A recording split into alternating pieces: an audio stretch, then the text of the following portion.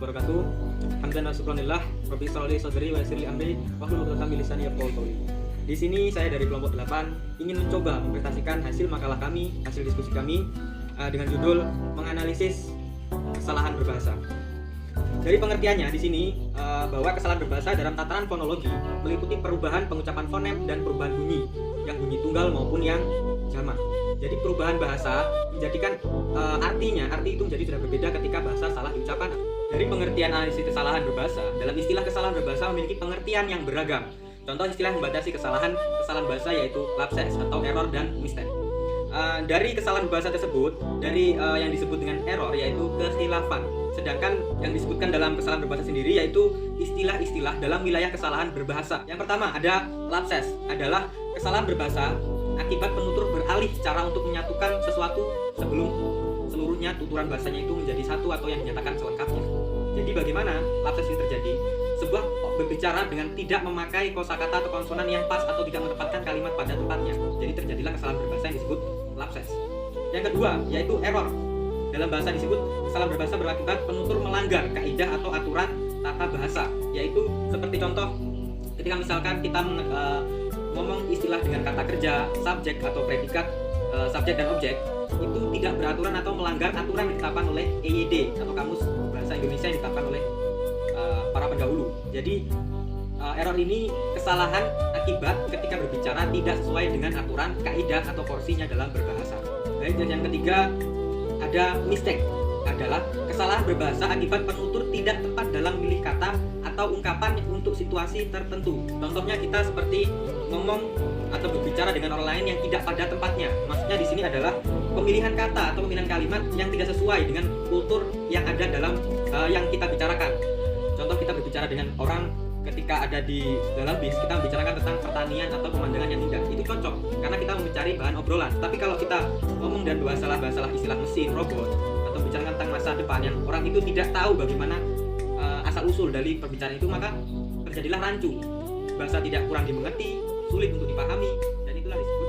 Bismillahirrahmanirrahim. Assalamualaikum warahmatullahi wabarakatuh. Saya Muhammad Siddiq akan mencoba berusaha untuk menjelaskan terkait kategori kesalahan berbahasa yang sebelumnya telah dijelaskan oleh Nur Arifin mengenai pengertian analisis kesalahan berbahasa. Adapun kesalahan berbahasa meliputi beberapa aspek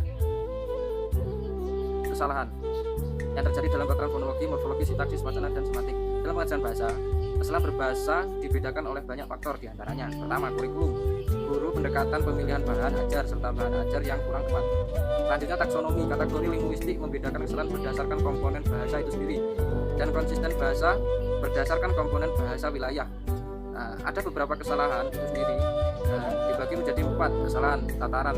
Pertama, kesalahan fonologi, kesalahan morfologi, kesalahan semantik, dan kata wacana.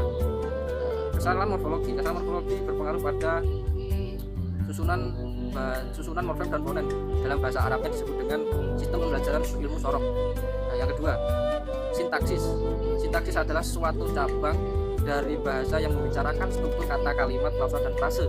Yang ketiga, semantik adalah mengacu pada pengertian kata,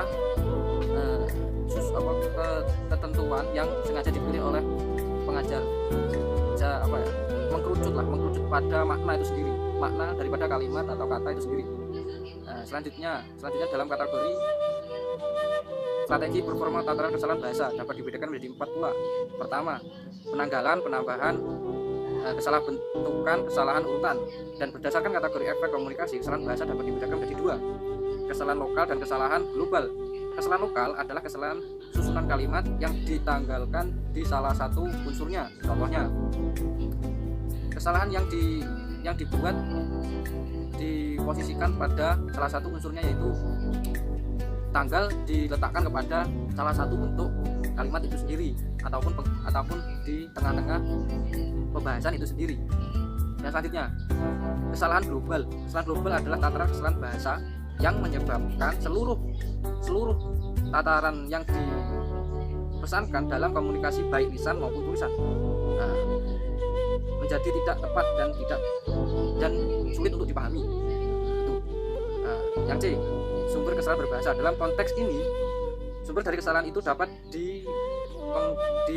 adalah penggunaan bahasa Indonesia yang baik dan benar, kemudian dihubungkan dengan pembelajaran bahasa Indonesia itu sendiri.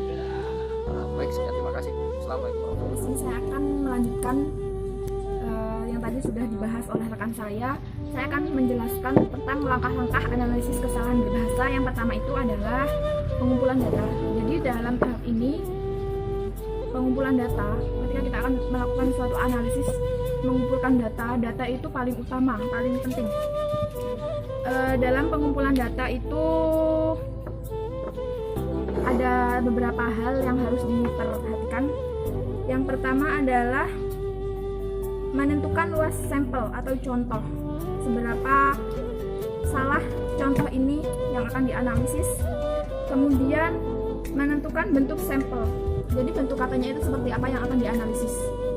Kemudian yang kedua itu identifikasi masalah atau identifikasi kesalahan. Apa yang akan kita identifikasi, apa yang akan kita temukan dalam kesalahan tersebut, dalam kesalahan kata yang diucapkan. Identifikasi ini membutuhkan penguasaan yang tinggi. Ketika kita akan melakukan identifikasi kesalahan, kita bisa melakukan integratif. Apa itu integratif? Yaitu mencakup seluruh aspek kebahasaan yang secara diskrit. Kemudian yang ketiga itu deskripsi masalah atau kesalahan. Apa itu deskripsi? Deskripsi itu sama saja ketika kita menggambarkan sesuatu hal atau ketika kita menggambarkan masalah. Mendeskripsikan masalah itu dianalisis, melakukan analisis linguistik terhadap kesalahan-kesalahan yang telah diidentifikasi. Setelah diidentifikasi, setelah ditemukan apa kesalahan-kesalahan yang diucapkan, kemudian dideskripsikan, digambarkan. Kemudian yang keempat, penjelasan kesalahan. Ketika sudah digambarkan, ketika sudah ditemukan, maka dijelaskan kesalahan-kesalahan itu agar kita tahu bahwa kesalahan itu dijelaskan, bahwa ini salah dijelaskan, ini salah dijelaskan, seperti itu. Tujuannya mengenali sumber dan sebab-sebab kesalahan. Tujuan untuk mengetahui sebab-sebab kesalahannya itu apa. Kemudian yang kelima itu klasifikasi kesalahan. Jadi klasifikasi itu dikelompokkan ke dalam beberapa kategori. Kemudian yang keenam itu evaluasi. Ketika kita sudah mengumpulkan data, mengidentifikasi, mendeskripsikan dan seterusnya, yang terakhir itu evaluasi lahan. Yang pertama tadi pengumpulan data dan identifikasi, kemudian dideskripsi, dijelaskan, dan yang kelima adalah dikelompokkan atau diklasifikasi. Semuanya itu dievaluasi agar bisa memberikan nilai positif terhadap peningkatan kualitas menulis para pembelajar agar tidak melakukan suatu kesalahan-kesalahan dalam pengucapan atau penuturan atau penulisan dalam kesalahan berbahasa. Terima kasih presentasi dari kelompok kami. Kurang lebihnya kami mohon maaf yang sebesar-besarnya, kepada Allah kami mohon ampun. Kami akhiri. Wassalamualaikum warahmatullahi wabarakatuh.